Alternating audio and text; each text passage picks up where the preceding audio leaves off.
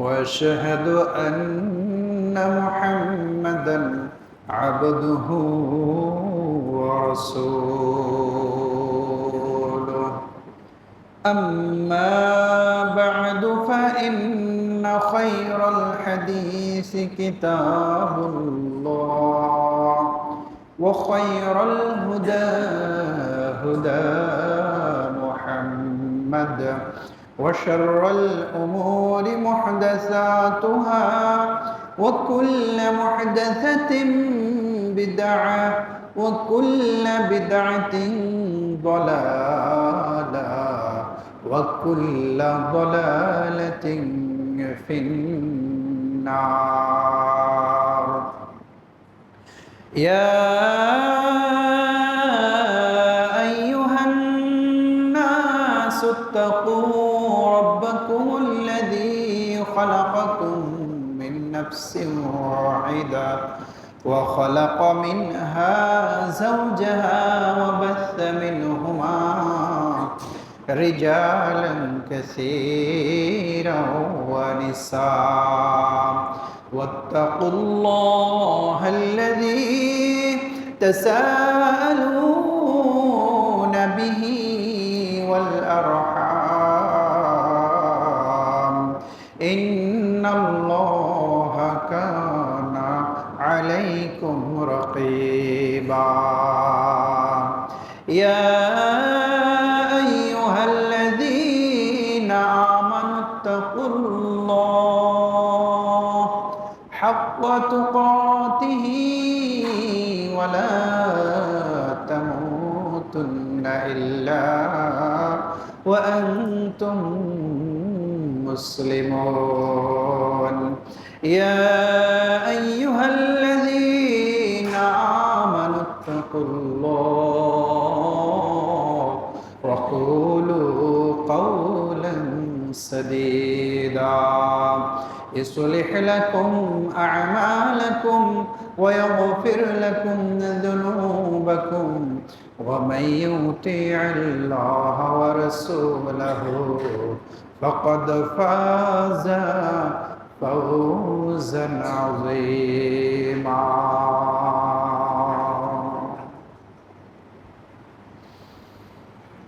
সকল প্রশংসা বিশ্বজগতের প্রতিপালক দয়াময় দয়ালু আল্লাহ সামিউন বাসীরের জন্য, যিনি বান্দার ব্যক্ত কথাগুলোকে যেমন জানেন, অন্তরে লুকায়িত অব্যক্ত কথাগুলোকেও যিনি জানেন, যিনি বান্দার দোয়াকে কবুল করেন, বান্দাকে যিনি পৃথিবীর শ্রেষ্ঠ সৃষ্টি হিসাবে পাঠিয়ে দিয়ে যাবতীয় নিয়ামত রাজি যার জন্য বান্দার জন্য করে দিয়ে ভালো মন্দ বোঝার মতো সবচেয়ে বড় যে একটি মানদণ্ড, বিবেক বুদ্ধি বোধ দিয়ে বান্দাকে পৃথিবীর শ্রেষ্ঠ সৃষ্টি হিসাবে পাঠিয়েছেন, আমাদেরকে পাঠিয়েছেন, আমরা শুকরিয়া আদায় করি তাঁরই। আলহামদুলিল্লাহ। দরুদ ও সালাম, আল্লাহর দয়া এবং শান্তি প্রিয় নবী, আখিরি নবী, সৈয়দুল কাউনাইন,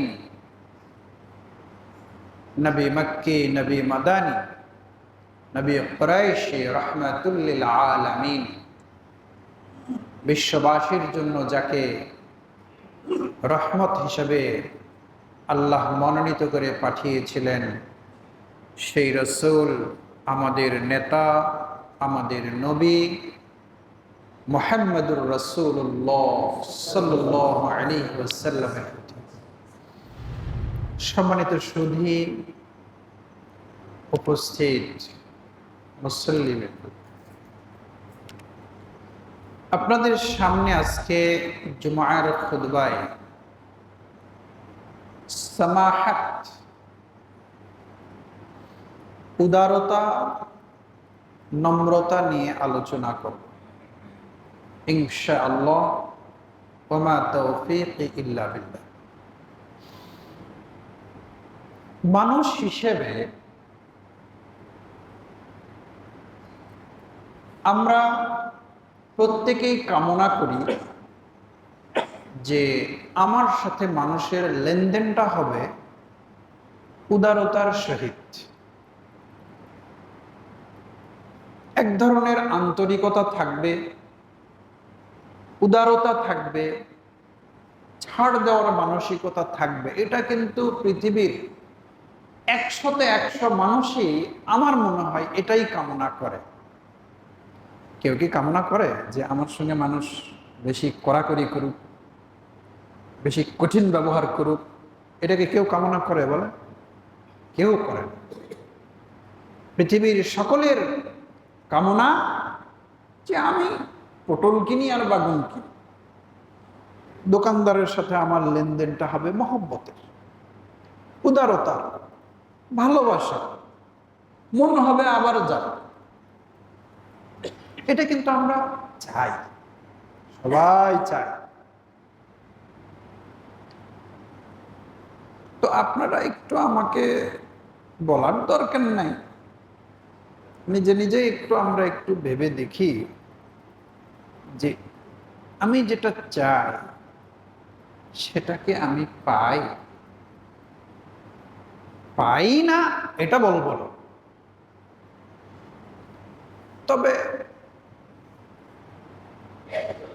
জীবনযাত্রা, চলাফেরা, লেনদেন, কেনা বেচা, এটা লেনদেন আছে। মানুষ প্রয়োজনে ঋণ দেয়, ঋণ নেয়, দেওয়া নেওয়া করা লাগে। তো এখানে একটা সামাহাত, সামাহাত মানে এক ধরনের উদারতা, এক ধরনের ছাড় দেওয়ার মানসিকতা, সক্ষমতার ভিতরে সেটা। এটা কিন্তু আমরা আশা করি, কিন্তু বাজারে ঘাটে টাকা পয়সা ধার নিয়ে পাই কতজন, এটা একটা বিষয়। তো যদি বলেন যে আশা করি এরকমটাই, কিন্তু কম পাই, কম যে পাই এইটা কার কাছ থেকে কম পায়? তারা কি আমার মুসল্লি না? না তারা মুসলিম না? আমার মুসল্লি না হোক, তারা কি এরকম সারা বাংলাদেশে শুক্রবারে সব জায়গায় কি এখন খুতবা হচ্ছে না? চলমান আছে তো। তো ঘুরে আমরা যে পাই না, কাদের কাছ থেকে পাই না? সেই লোকগুলোকে, সেগুলো ঘুরে আমি, সেই লোকগুলো ঘুরে আপনি। মানে একদিক থেকে যদি বলা যায় যে মানুষের সাথে মানুষের লেনদেন এটা খুব কঠিন হয়ে গেছে, কঠিন হয়ে গেছে, অথবা আমরা কঠিন করে ফেলেছি। কঠিন হয়ে গেছে মানে কি? আমাদের দায় নাই হয়ে গেছে, মানে বন্যার পানি এসে সব ধান নষ্ট হয়ে গেছে, এখানে তো আমাদের দায় নেই, এটা অন্য জিনিস। আর কঠিন করে নিয়েছি, তো বিষয়টা কি? বিষয়টা হলো আমরা কিন্তু ক্ষেত্র বিশেষে নিজেরা কিন্তু কঠিন করে নিয়েছি। তো এর মাঝে কেউ কঠিন করে নিয়েছি, পরিবেশকে আমরা কেউ উত্তপ্ত করেছি, এর মাঝে কেউ ভুক্তভোগী হয়েছি, আবার একদল বান্দা রয়েছেন, এখানেই আছেন এমন কিছু বান্দা, আত্মীয় স্বজন, পাড়া প্রতিবেশী, কেনাকাটা, দোকানদারি, ব্যবসা বাণিজ্য, বেশ একটা মহব্বতের সাথেই চলমান আছে, এরকম লোক আছে আলহামদুলিল্লাহ। বিপদে পড়ে 10 লাখ, মানে 10,000 টাকা, 20,000 টাকা, 1 লাখ টাকা ধার চাইলে চোখ বন্ধ করে কাউকে কাউকে দেওয়া যায়, এরকম লোক আছে তো। সবাই তো নষ্ট হয়ে যায়নি। অমুকের লাগবে, দিয়ে দাও, কোনো চিন্তা নেই, মানে এতটা বিশ্বাস। আবার কেউ 10টা টাকা চাইতে আসলেও খুব ভাবা লাগে, তাই না? তো তো মানুষ হিসাবে আমরা সমাজে চলি। তো কিছু মানুষ রয়েছে দেখবেন যে সমাজে সবই আছে তার, কিন্তু গ্রামের লোকজন তাকে চরম ঘৃণা করে। আমি ইন্ডিভিজুয়ালি আপনাদেরকে কাউকে লক্ষ্য করে কথা বলি বা বলেছি, বা আমার কোনোদিন কোনো বক্তব্য আপনি এরকম পাবেন না। কারো কোনো কথা লেগে গেলে, মিলে গেলে এটা তার ব্যাপার, কিন্তু আমি কোনো ব্যক্তিকে লক্ষ্য করে কখনো কথা বলি না। এটা আমার আলোচনার বৈশিষ্ট্যের বিপরীত। তো দেখবেন কখনো কখনো মনে হয় কিছু কিছু মানুষ তাদের কাছ থেকে আত্মীয় স্বজনও দূরে থাকে, পাড়া প্রতিবেশী তো দূরে থাকেই, চাকর বাকররাও ঘৃণা করে।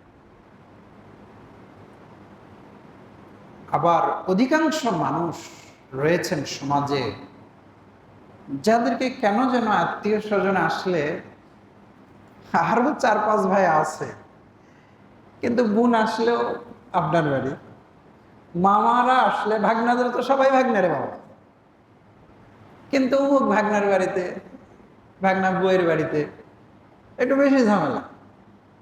খালা খালো আসুক, শ্বশুর বাড়ির আত্মীয় আসুক, মামাকুল আসুক, দাদাকুল আসুক, ফুফু আসুক।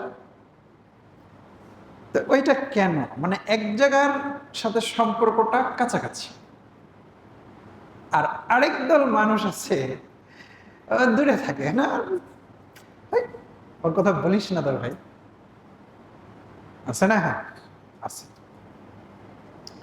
তো আমার আজকের আলোচনার বিষয়টা কি বোঝা গেছে তো? ওইটা, যেই উদারতার কারণে মানুষ কাছে আসে, মানুষ ভালোবাসে, হৃদয়টা কাছে টানে, এই যে একটা বৈশিষ্ট্য রয়েছে, এই বৈশিষ্ট্য সম্পর্কে আল্লাহ এবং তার রাসূল সাল্লাল্লাহু আলাইহি ওয়াসাল্লাম কি বলেছেন, কি উৎসাহ দিয়েছেন, বা কি ফজিলত বর্ণনা করেছেন, এই বিষয়ে আমার আজকের আলোচনা, খুতবা। আশা করি বোঝা গেছে যে আসলে কোন দিক থেকে আলোচনাটা কি হতে যাচ্ছে, তাই না? মানে আমার সাধ্য অনুপাতে আমি আসলে কোনো কথা মানে গোপন রেখে বলি না, আমি খোলামেলা একটু খুলে বলার চেষ্টা করি, যাতে করে আমার মুসল্লিরা ডাক্তারও থাকতে পারে, রোগীও থাকতে পারে, শিক্ষিতও আছে, অশিক্ষিতও আছে, কৃষকও আছে, ব্যবসায়ী আছে, শিক্ষক আছে, ছাত্র আছে, ছোট আছে, বড় আছে, সবাইকে তো কথাটা বোঝাতে তো হবে, তাই না? সামাহাত, উদারতা, নরম স্বভাব, ছাড় দেওয়ার মানসিকতা, এই নিয়ে আলোচনা। জাবির বিন আব্দুল্লাহ রাদিয়াল্লাহু তাআলা আনহু বলেন, قال رسول الله صلى الله عليه وسلم, রাসূলুল্লাহ সাল্লাল্লাহু আলাইহি ওয়াসাল্লাম বলেন, রাহিমাল্লাহু আবদান সামহান ইযা ইশতারা, সামহান ইযা বাআ, সামহান ইযা কাযা, সামহান ইযা ইক্তারা। আল্লাহ রাসূল বলেন, একদিন তিনি দোয়া করলেন,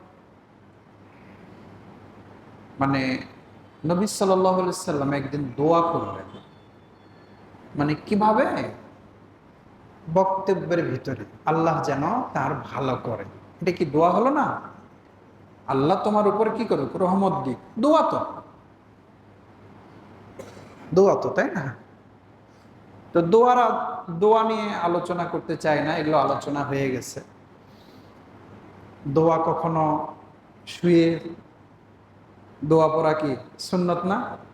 যখন আপনি শুবেন, আল্লাহ বিস্মিকা মতো হয়ে বলে, তখন আয়াতুল কুরসি পড়বেন, সূরা নাস ফালাক করে হাতে ফু দিয়ে মুছবেন, এগুলা কি দাঁড়িয়ে বসে না শুয়ে? শুয়ে। তাহলে শুয়ে দোয়া করা। হ্যাঁ, আবার মসজিদে যখন ঢুকতেছে তখন হাঁটতে হাঁটতে দোয়া না? ওখানে কি আল্লাহ মাফতাহলে বলার সময় কি দাঁড়ান, দাঁড়িয়ে দোয়া পড়ে তারপরে কি ঢোকেন? না, চলমান থাকতে থাকতেই দোয়া, বসে দোয়া, দাঁড়িয়ে দোয়া, ক্ষেত্র রয়েছে। আবার দৌড়াতে দৌড়াতেও দোয়া রয়েছে। হাজী সাহেবরা যখন ওই কাবাঘর তরফ করে না, রমল সাই করে, যে দৌড়াতে হয়, ওই দৌড়াতে দৌড়াতে রব্বানা আতিনা ফিদ দুনিয়া হাসানা ওয়া ফিল আখিরাহ, নির্দিষ্ট কোনো দোয়া নেই, কিন্তু বিভিন্ন দোয়া পড়া যায়। বিশেষত রব্বানা আতিনা ফিদ দুনিয়া হাসানা ওয়া ফিল আখিরাতি হাসানা ওয়া কিনা আযাবান, এই দোয়াটা হাজী সাহেব কিভাবে পড়তেছে? দৌড়াতে দৌড়াতে পড়তেছে, দৌড়াতে দৌড়াতে। তো দোয়ার বিভিন্ন ভাগ আছে। আমরা যেটা বলেছি যে হাত তুলে দোয়া, ওটাও একটা আছে। তো ওইটা যদি আপনি দৌড়ানোর সময় করেন তাহলে তো হবে না। দৌড়ানোর সময় দৌড়ানোর নিয়মে, শোয়ার সময় শোয়ে, হাত ওঠানোর সময় হাত ওঠায়, হাত না ওঠানোর সময় না ওঠায়।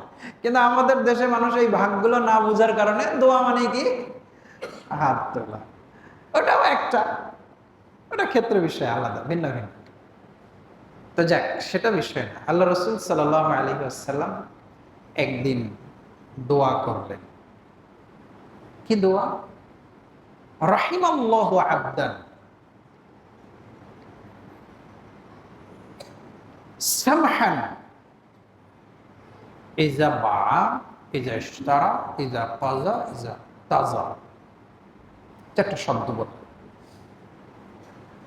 আল্লাহ ওই ব্যক্তির উপরে দয়া করুন। রহিমা, রহিম মানে দয়া, দয়া করুন যেই ব্যক্তিটা উদার হয়, ইযা বা, বিক্রি করার সময় উদারতা দেখায়। সামহান ইযা ইশতারা, নিজে যখন ক্রয় করে তখনও উদারতা দেখায়। ইযা কদা, যখন সে ঋণ দেয় তখন উদারতা দেখায়। ইদা তদা, যখন সে ঋণ নিয়ে ঋণ পরিশোধ করে তখনও সে উদারতা দেখায়। তো নবী সাল্লাল্লাহু আলাইহি ওয়াসাল্লাম যে চারটা ক্ষেত্রে দোয়া করে দিলেন, ক্রেতা যখন উদারতা দেখায়, বিক্রেতাও যখন উদারতা বা ছাড় দেওয়া বোঝে, ঋণ গ্রহীতাও যখন উদারতা দেখায়, আর ঋণ পরিশোধকারীও যখন উদারতা দেখায়, তো আল্লাহ তাদের উপরে দয়া করুন। এই দোয়াটা কে করলেন? রাসূল সাল্লাল্লাহু আলাইহি ওয়াসাল্লাম। তাহলে যখন কোনো ব্যক্তি বিক্রি করার সময় একটু উদারতা দেখালো না, কেনার সময় একটু উদারতা দেখালো না, ঋণ দেওয়ার সময় একটু উদারতা দেখালো না, ঋণ পরিশোধের সময় উদারতা দেখালো না, তো তাদের জন্য কি রাসূলের এই দোয়াটা প্রযোজ্য? আপনারা কি বলেন? এই দোয়াটা কিন্তু প্রযোজ্য নয়। রাসূলের এই দোয়াটা প্রযোজ্য কাদের জন্য? যারা উদারতা দেখায়। তো আপনারা বলেন তো, রাসূল সাল্লাল্লাহু আলাইহি ওয়াসাল্লাম যে চার জায়গায় উদারতার কথা বলেছেন, সেই চার জায়গায় এখনো সবচেয়ে কঠিন অবস্থা হয়ে গেছে। মানে আমি কিন্তু সবার কথা বলিনি, সব ব্যবসায়ী, সব দাতা গ্রহীতা, সব ক্রেতা সব বিক্রেতা এক না, আমি বলি নাই। তবে সমাজে বাস করলে আপনি দেখেন তো যে নবী সাল্লাল্লাহু আলাইহি সাল্লাম যে 4 জায়গায় উদারতার জন্য দোয়া করেছেন, এই 4টা জায়গা কঠিন হয়ে গেছে। কেউ কাকে ছাড় দেয়? এর বিপরীতে আপনি একটা জিনিস দেখেন, যারা খুব কঠিন চলাফেরা লেনদেনে, খুবই কঠিন, দয়ামায়া বলে কিছু নেই, একজন অভাবী মানুষ বাজার করতে হবে, 10 টাকার লাভ না করে 5 টাকা বা 2 টাকা করে বিনা লাভে আপনাকে দিতে কেউই বলবে না। এটা তো ব্যবসার নিয়মও না, আপনি তো লাভ করবেন। তবে লোকজন বুঝে শুনে দেখে শুনে একটু বিবেচনা করা যায় না নাকি? না করা উচিত না? তো আমরা কি মনে করেছি যে আল্লাহর বরকতের দরকার নেই, নবীর এই দোয়া আমার জন্য দরকার নেই, আমি যেভাবে হোক নিব, কেনার সময় আমি এমন ভাবে দামাদামি করব, বুঝলেন? ওই যে কিছু লোক সমাজে হয়েছে, মানে বছরে একবারই, সারা বছর গরু পালে, একবারই বিক্রি করতে গেছে, ও তো হাটের অত প্যাঁচ বোঝান, আর 8-10 জন লোক মনে করেন লেগে গেছে ওর ভিতরে, যে ওকে এমন মনে করেন যে মানে পেঁচক ফেলেছে, কোনোভাবে ওর কাছে খালি গরুটা কিভাবে নেওয়া যায়।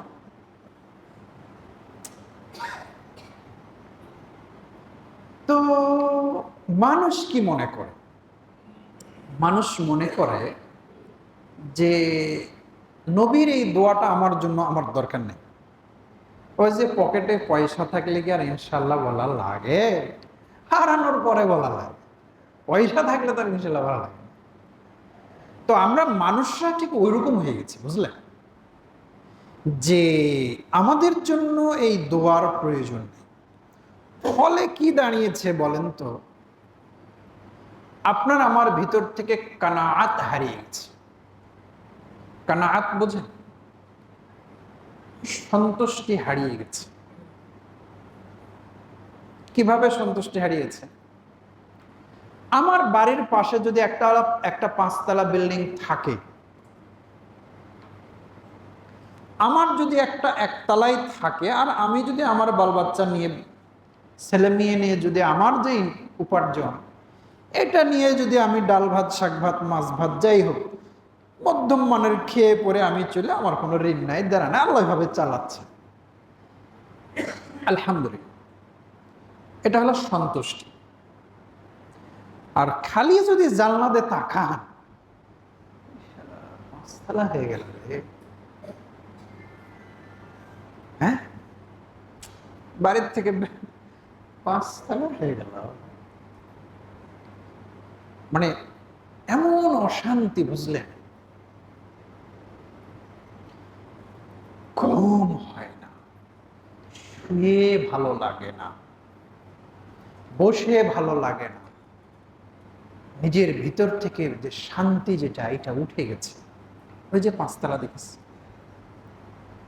আর যিনি 5 তলা করেছেন, আল্লাহ তাকে 10 তলা করার তৌফিক দান করুন। আপনি ওইটা নিয়ে কেন আপনার নিজেকে এত ব্যস্ত করে ফেলেন?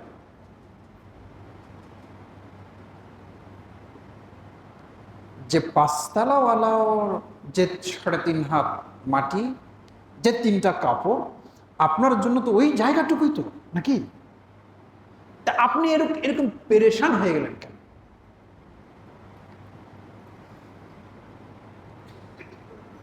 কেন পেরেশান হয়ে গেল? আপনার থেকে ঘুম নেই, মানে চলাফেরা করে কোনো শান্তি নেই। আপনি ব্যবসাতে বসে আপনি এখন চিন্তা করতেছেন 5 তলা, সাইডে 5 তলা হয়েছে, আর এদের কাপড়টা বিক্রি করতেছে। এখানে কাপড় ব্যবসায়ী থাকলে কেউ মনে কিছু নেবেন না। এটা একটা উদাহরণ,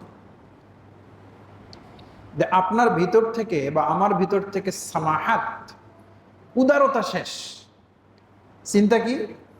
ব্যবসা করতে হবে, সাইডে 5 তলা হয়ে গেছে। এটা কি মানুষের জীবন বলেন তো? একটু ভেবে দেখেন, আপনি যে দুঃখ আফসোস নিয়ে নিজের উপরে যে অশান্তি চেপে নিয়েছি আমরা, আরে যিনি 5 তলা উনি আবার ঘুরে দেখেন যে 10 তলার দিকে তাকিয়ে 10 তলা হয়ে গেছে, আমার ভাইয়ের আর 10 তলা হয়ে গেছে। আত্মীয় স্বজন আসলে ওরা লিফটে ওঠে, ও তো হাসাতাস করতেছে। এটা কি কোনো জীবন হলো বলে?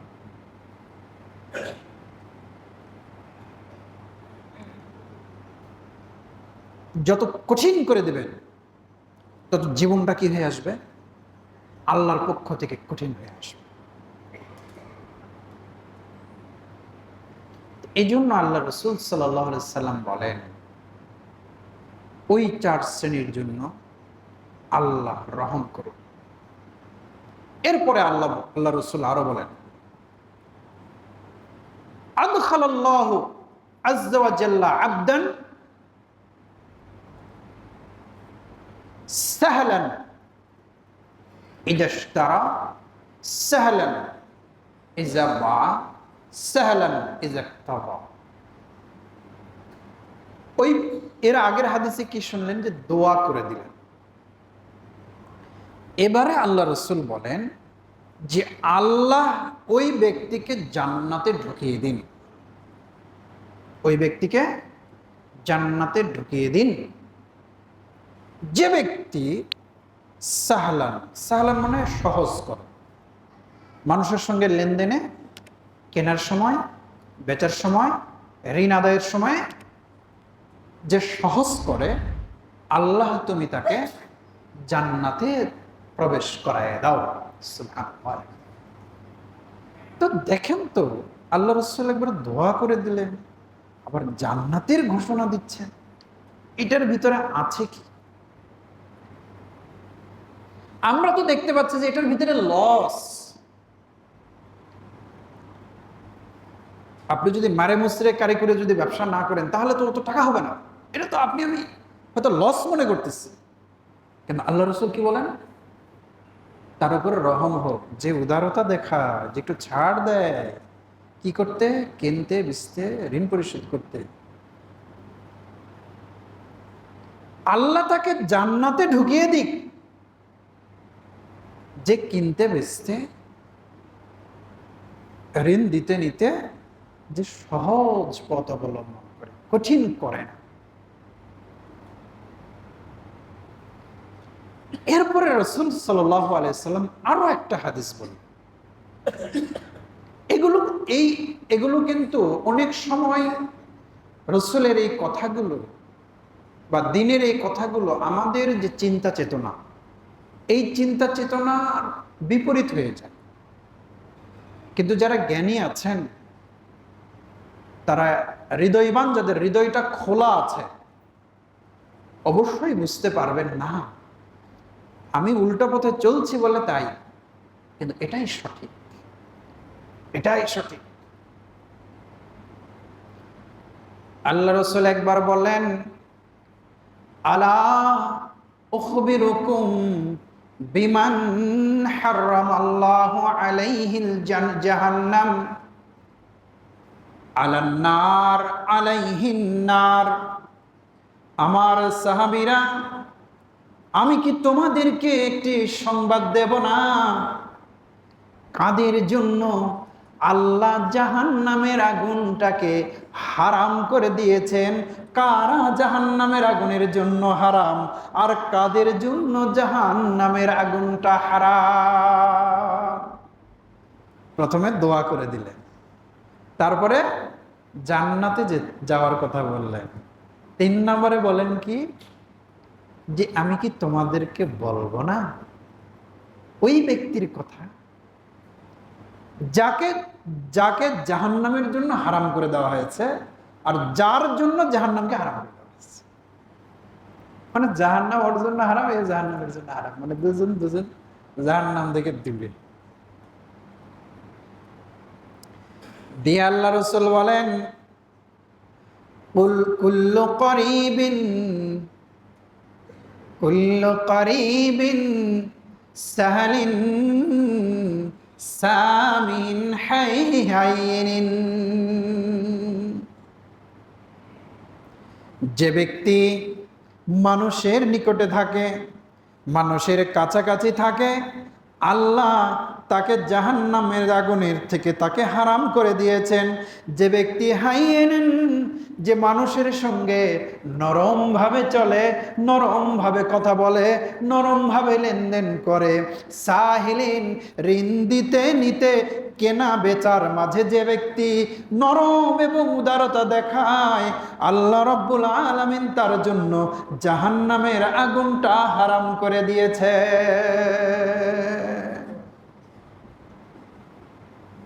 এত ফজিলত। এই প্রথম অংশটা কি বললাম?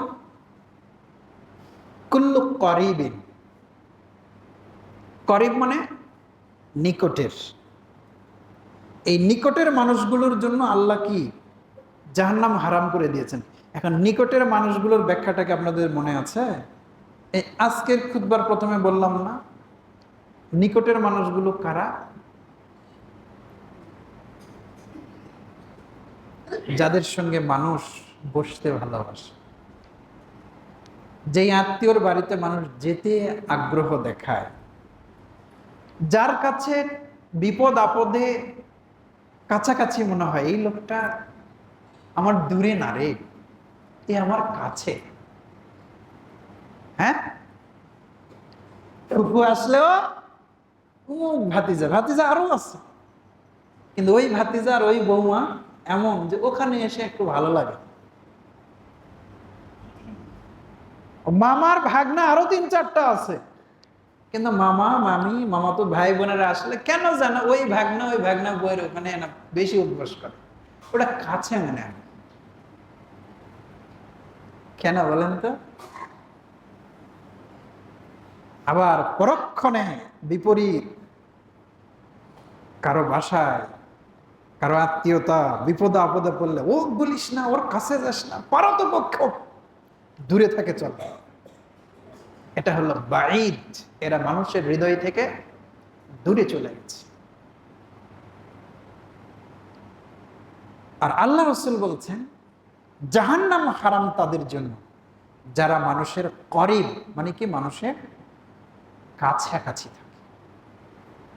তো ওই যে আমার বক্তব্যে কি বললাম, পৃথিবী এখানে না, এখানে যারা আছেন তারা না, পৃথিবীর সব মানুষ চায় যে আমাকে যেন আমার ভাগনারা, আমার মামারা, আমার ভাস্তা ভাস্তিরা, আমার ফুফু খালারা সবাই যেন আমার কাছে টান। এরা সবাই চায় না? সবাই চায়। কিন্তু প্রশ্নটা ওই জায়গায়, মানে আমাকে কি নজরে দেখে আমার ভাস্তারা, আমার মামারা, আমার ফুফুরা, আমার বংশের লোকেরা আমাকে কিভাবে দেখে, আমার প্রতিবেশীরা বিপদে আপদে পড়লে আমাকে কোন নজরে দেখে, আমার কাছে তারা হাসে, আমি তাদেরকে ঠাঁই দেই, আমাকে কি তারা আপন মনে করে, করতে পারে? এই জায়গাটাই প্রশ্ন রেখে যাচ্ছি।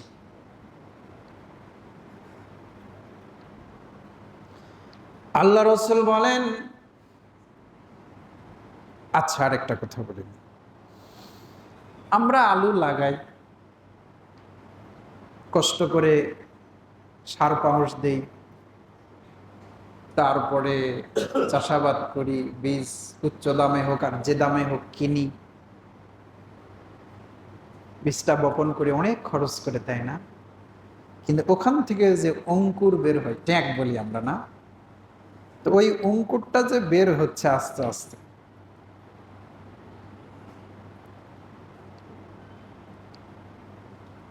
ওইটা কে করতেছে? আপনি, আমি, দেশের সরকার, বিজ্ঞানীরা? কে করতেছে?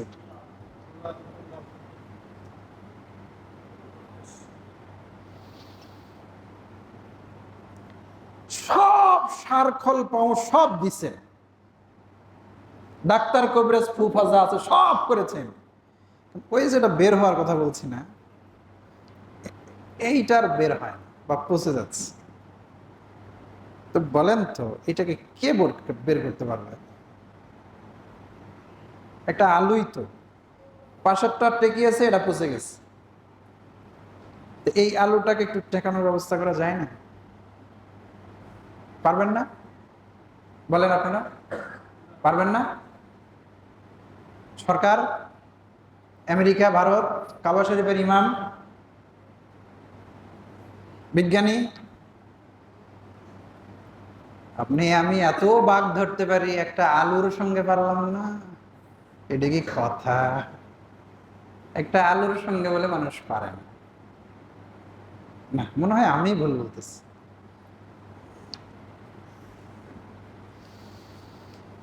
আমার প্রিয় ভাইরা, আমি এটা এমনি বলিনি। মানুষ মনে করে দুনিয়াতে আমি কঠিন হয়ে চলব, আমি সম্পদ আহরণ করব, আমি দান করব না, আমি মানুষের সঙ্গে উদারতা দেখাবো না, আমি কিনতে যে উদারতা দেখাবো না, বিক্রেতা বিক্রি করতে যাই উদারতা দেখাবো না, ঋণ দেওয়া নেওয়াতে উদারতা দেখাবো না। কারণ উদারতা দেখালে, ছাড় দিলে আমার সম্পদ কমে যাবে, আমার সম্পদ কমে যাবে। এই জন্য কোনো ছাড় নাই, যেভাবে হোক মারে মুসরে টাকা আমার হতে হবে। আল্লাহ রসুল বলেন, না না না না, তোমরা যদি এটা করো রে, তোমাদের বরকত নষ্ট হয়ে যাবে। আর তোমরা যদি নরম হও, তোমরা যদি ছাড় দাও, তোমরা যদি উদার হও, বান্দাকে যদি ভালোবাসো, বান্দাকে তুমি ছাড় দিয়ে যদি চলতে পারো, আমি যে আল্লাহ আছি, আমি তোমার ইনকামে, কামাই বরকতে, রিজিকে আমি বরকত দিয়ে ভরপুর করে দেব। ওইটা পৃথিবীর কেউ তোমাকে দিতে পারবে না। এই বিশ্বাস আল্লাহর প্রতি আপনার আমার আছে? সবাই বলবে যে হ্যাঁ আছে, 100%।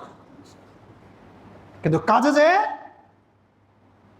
এই আপনি আমি অন্যরকম হয়ে যায়। এই জন্য আল্লাহ রসুল বলেছেন, দুনিয়ার মানুষ তোমরা ইমসাহু লাকা ইরহাম মান ফিল আরদি ইয়ারহামুকা মান ফিস সামা। তুমি দুনিয়ার মানুষের সাথে রহম করো, তুমি দুনিয়ার মানুষের সঙ্গে দয়া করো। দুনিয়ার যে গরুটা রয়েছে, যে মুরগিটা রয়েছে, যে হাঁস রয়েছে, গবাদি পশু রয়েছে, দুনিয়ার যে গাছপালা রয়েছে, দুনিয়ার যে হিন্দু হোক, মুসলমান হোক, বৌদ্ধ হোক, খ্রিস্টান হোক, প্রতিবেশী হোক, ধনী হোক, অশিক্ষিত হোক, তুমি মানুষ হিসাবে সবার প্রতি তুমি যদি রহম করো, আল্লাহ রসুল বলেন, ইরহাম মান ফিল আরদি, তুমি দুনিয়াবাসীর উপরে রহম করো, ইয়ারহামুকা মান ফিস সামা, যিনি আকাশে আছেন তিনি তোমার উপরে দয়া করবে। মানুষ তো মনে করেছে আল্লাহর দয়ার দরকার নেই, অথচ মানুষ একটা আলুর ওই অঙ্কুর করতে পারে, অথচ বিশ্বাস করে না যে তিনি আপনাকে আমাকে বরকত দিয়ে ভরে দিতে পারেন, দেবেন। এই বিশ্বাসটা করে কঠিন করে ফেলেছে। এই জন্য আল্লাহ রসুল বলেন, ইমসাহু আলাইকা, তুমি উদার হও, তুমি প্রশস্ততা দেখাও, তুমি মানুষের সঙ্গে উদারতা দেখাও, আল্লাহ তোমার উপরে উদারতাটাকে খুলে দেবে। এটা হচ্ছে দুনিয়াতে মানুষ জীবিকা নির্বাহ করবে, আর এই কৌশলে, এই টেকনিক অবলম্বন করবে। বিশ্বাস রাখতে হবে আল্লাহর উপরে। আমি ওই আল্লাহর উপরে আপনাদের ভরসাটা, বিশ্বাসটা বাড়ানোর জন্যই আমি যখন থেকে এখানে এসেছি তখন থেকে চেষ্টা করে যাচ্ছি, আমি যাবো তাই। আল্লাহ আপনাকে আমাকে ওই আল্লাহকে বিশ্বাস করে নিজেদেরকে লেনদেন, ব্যবসা বাণিজ্যতে একটু উদার হওয়ার তৌফিক দান করুন। আমিন। বারাকাল্লাহ।